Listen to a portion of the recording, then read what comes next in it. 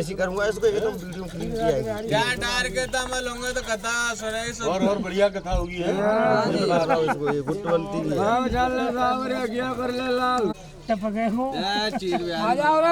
भगवान की, वृंदावन बिहारी लाल की। श्री राधे, श्री राधे।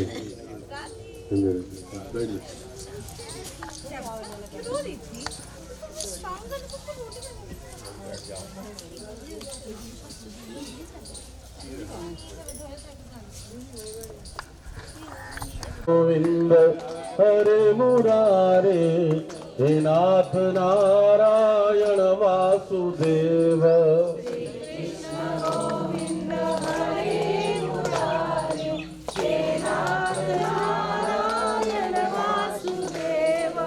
हे नाथ नारायण वासुदेव।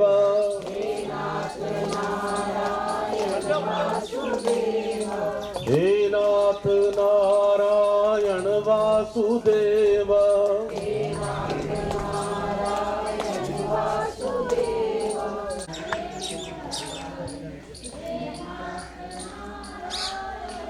यहाँ से सब दिखेगा। हे नाथ नारायण वासुदेव।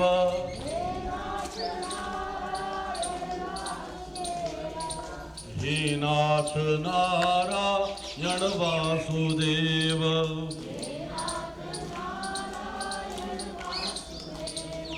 श्री कृष्ण गोविंद हरे मुरारे, हे नाथ नारायण वासुदेव।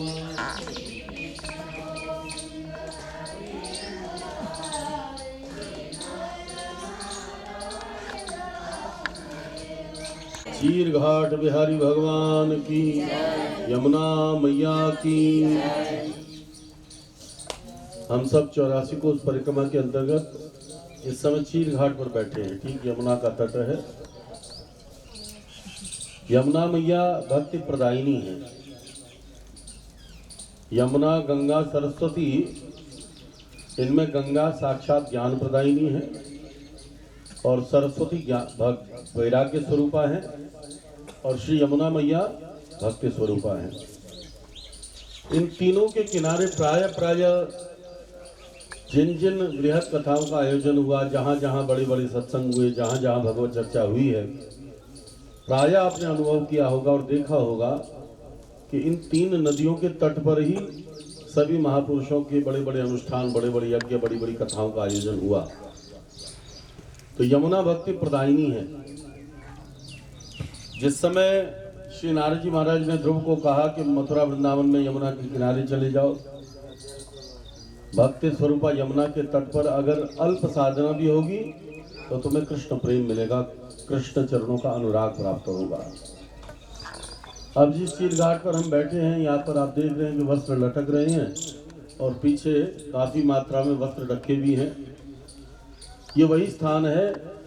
इस प्राचीन स्थल पर द्वापर युग में भगवान श्री कृष्णचंद्र, जब ब्रजगोपियों ने हेमंत मास आरंभ हुआ, हेमंते प्रथमे मासी नंद ब्रज कुमारिकाः चेरुर हविष्यम उञ्जाना कात्यायन्य चनप्रथम। सुखदेव जी ने आरंभ किया हेमंत मास में, ब्रजगोपियों ने कात्यायनी माँ की अर्चना की।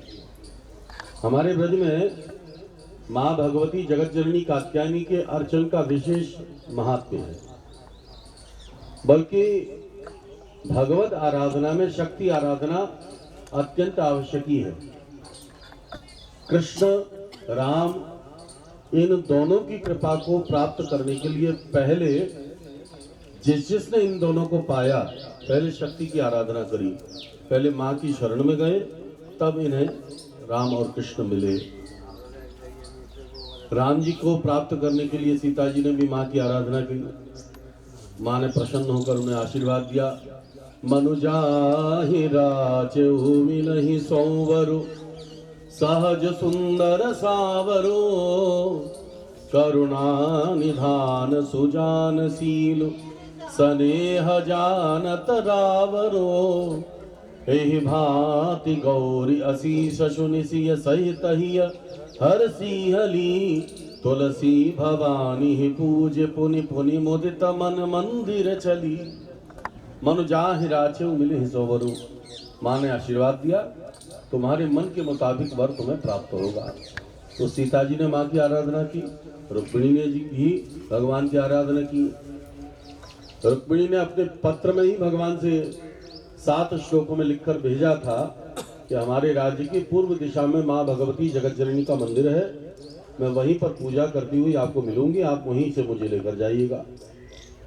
रुक्मिणी जी माँ के मंदिर में गई, पूजा किया और वहां पर इस श्लोक से उसने आराधना की, नमस्ते त्वाम्बिके भीक्ष्णम स्वसंतान युताम शिवाम भूयात् पतिर में भगवान कृष्ण तद अनुमोदताम। हे माँ, आपका अनुमोदन, आपके आशीर्वाद से आप ऐसी कृपा मुझे प्रदान करें कि आपकी आशीर्वाद से मुझे द्वारकाधीश पति रूप में प्राप्त हो। रुक्मिणी जी को भी माँ का आशीर्वाद मिला। अब आइए ब्रज में। ब्रज में ब्रज गोपियां कौन हैं और उन्हें कृष्ण की आवश्यकता इसलिए थी क्योंकि गोपियों का तत्व ही कृष्ण प्राप्ति के बिना अधूरा है। क्योंकि स्थिति बतलाई, तन मनस्का तदालापा तद विशेषा तदात्मिका तद गुणानि वगायन क्यों नात्मा गानानि सस्वर हो। जिनका मन कृष्ण है, जिनका चित्त कृष्ण है, जिनका आहार विहार कृष्ण है, जिनका आलाप प्रलाप कृष्ण है, जिनका जीवन, जिनकी सांसें, जिनकी आत्मा, जिनके चित्तवृत्ति सब कुछ कृष्ण हो, वही गोपियां हैं। और ऐसी गोपियां ही कृष्ण को पा सकती हैं। ये आधार, ये स्वरूप ब्रज गोपियों का श्री सुखदेव जी महाराज ने गोपी गीत के ठीक पूर्व में बतलाया। तो गोपियों की ये स्थिति थी और इस स्थिति में कृष्ण को पाए बिना उन्हें आराम भी नहीं। यही कारण था कि हेमंत मास जब आरंभ हुआ तो ब्रज गोपियों ने भगवान श्री कृष्ण को पाने के लिए जो अनादिकाल से परंपरा चली आ रही है कि शक्ति की आराधना करने पर साक्षात शक्तिमान भगवान प्रसन्न होते हैं, उस परंपरा का निर्वाह करते हुए ब्रज गोपियां यही यमुना किनारे आई हैं। और यमुना किनारे आकर उन्होंने माँ कात्यायनी की अर्चना की। पहले तो स्नान किया है और स्नान करके नव कोमल बालिका में उन्होंने स्नान करके माँ भगवती कात्यायनी की अर्चना की है। कात्यायनी की उस समय विग्रह नहीं थी। यहीं पर जो यमुना के किनारे बालुका है, बाली है, उस बालू को उन्होंने एक स्तूप का रूप बनाकर माँ की आराधना की है। और इसी समय जो ब्रजगोपियाँ स्नान कर रही थी, वस्त्रों को तट पर रखकर या नीचे किनारे पर रखकर स्नान कर रही थी, तो भगवान ने उन सभी के वस्त्रों को हरण कर लिया। हरण करके अब ब्रजगोपियों को भगवान बुलाने लगे और कहने लगे, अत्रागत्या बलाह स्वंतम वासः प्रक्रियताम। ब्रजगोपियों को बुलाकर कहा कि अब तुम आओ और मेरे पास से अपने अपने वस्त्र ले जाओ। भगवान पेड़ पर चढ़े बैठे हैं, गोपियां यमुना के जल के भीतर हैं, कपड़े उनके किनारे पर रखे हुए हैं। अब भगवान सब ब्रजगोपियों को बुला रहे हैं कि कैसी लीला है। प्रायः कर इस लीला को सभी कहते हैं कि चीरहरण लीला है। ये चीरहरण लीला कहना अपराध है, क्योंकि सुखदेव जी महाराज पहले ही कह चुके हैं कि कृष्ण के चरित्र का कभी भी अनुकरण न करने जाना। अगर कभी अनुकरण करने का मन आवे तो क्वचित अल्प ही करना। तो प्रश्न ही उठता है, भगवान जब बुला ही रहे हैं ब्रजगोपियों को वस्त्र लेने के लिए, तो चीरहरण नहीं तो क्या है? वस्त्रों को धारण कर ही रखे, वस्त्र किनारे पर रखे, भगवान पेड़ पे लेके चढ़ गए और फिर गोपियों को कहते हैं आओ अपने अपने कपड़े ले जाओ। तो चीरहरण लीला तो दिखाई दे रही है, सीधी सी बात है। फिर क्यों ये चीरहरण लीला नहीं मानी जाती है?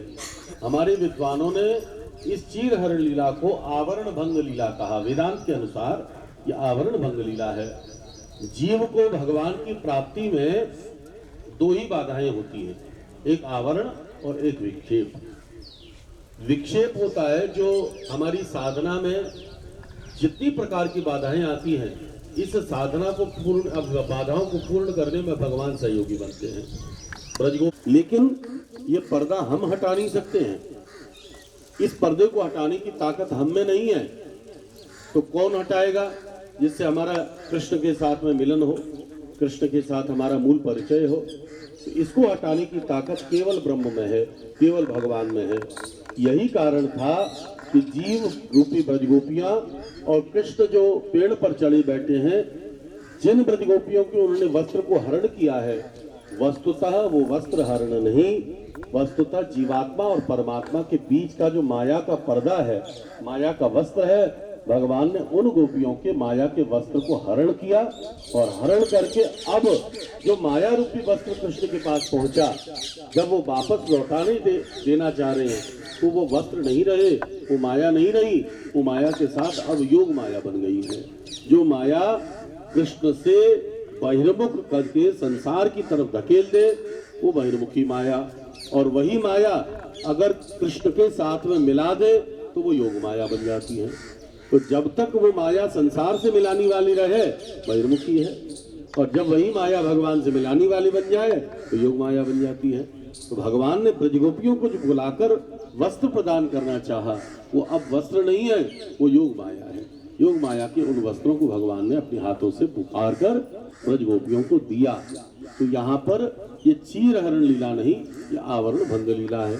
यही गोपियों ने माँ कात्यायनी की अर्चना भी की, और यहीं पर वो कृपा ब्रजगोपियों को प्राप्त हुई, वो आधार ब्रजगोपियों को प्राप्त हुआ, क्योंकि ठीक चीर हरण की लीला के बाद में जाके रास हुआ है। रास उससे पहले नहीं हुआ।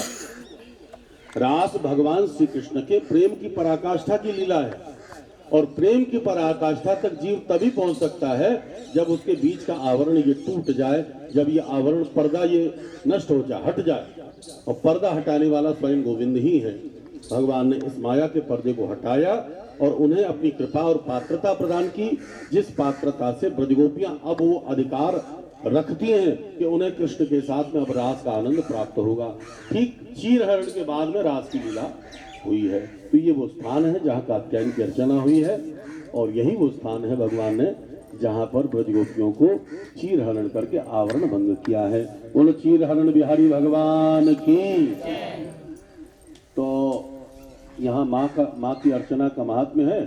तो आइए हम एक माँ तो मेरी ये प्रार्थना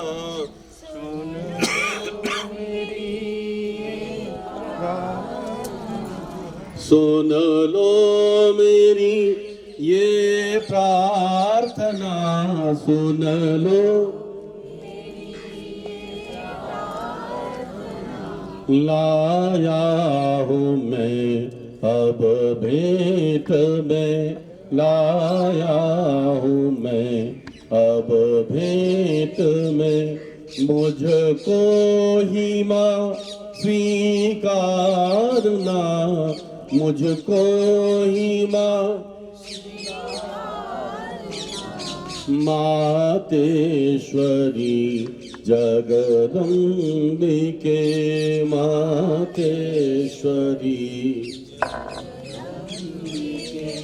पूजा तेरी जानू नहीं, माँ ध्यान में रहता मगन, पूजा तेरी जानू नहीं, माँ ध्यान में रहता मगन, धुन गा रहा तेरे नाम का, टूटे नहीं माँ ये लगन, टूटे नहीं माँ ये लगन, अर्पण तेरे चरणों में माँ, अर्पण तेरे चरणों में माँ, स्वीकार लो मेरी वंदना, स्वीकार लो मेरी वंदना, स्वीकार लो मेरी वंदना, स्वीकार लो मेरी वंदना, मातेश्वरी जगदम्बिके, मातेश्वरी जगदम्बिके। ओम श्री माँ जय जय माँ, मा श्री मा जय जय मा ओम मा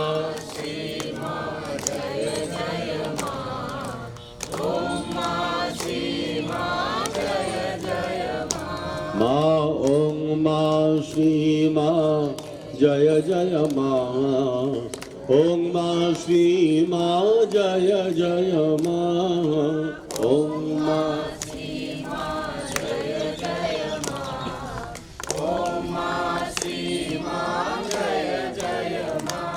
मा ओम मा श्री मा जय जय मा ओम मा ओम मा श्री मा जय जय मा ओम मा ओम मा श्री मा जय जय मा ओम